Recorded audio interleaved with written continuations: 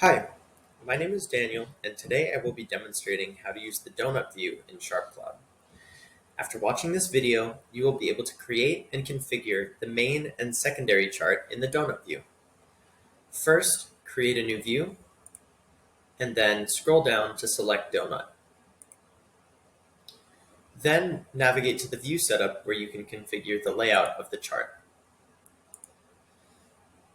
When configuring the main chart, you can group your items by any list, text, or numeric attribute, as long as the numeric or text attributes have labels. In this case, I'll use the list attribute impact to see how many of my goals have a very low to very high impact on the business. I'll also change the value here, which has been set by default, to item count. So now that I've configured my main chart, I can now access the secondary chart by clicking into one of the segments. In this case, I can see all of my high impact goals broken out.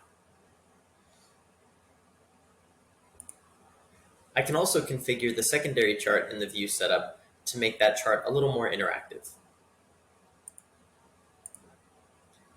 To configure the secondary chart, select the secondary chart tab, and then I can change background color and value.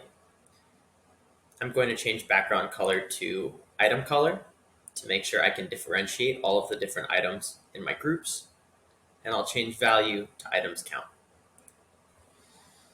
In doing this, I can now break out all of my high impact goals and see each individual item in the secondary chart.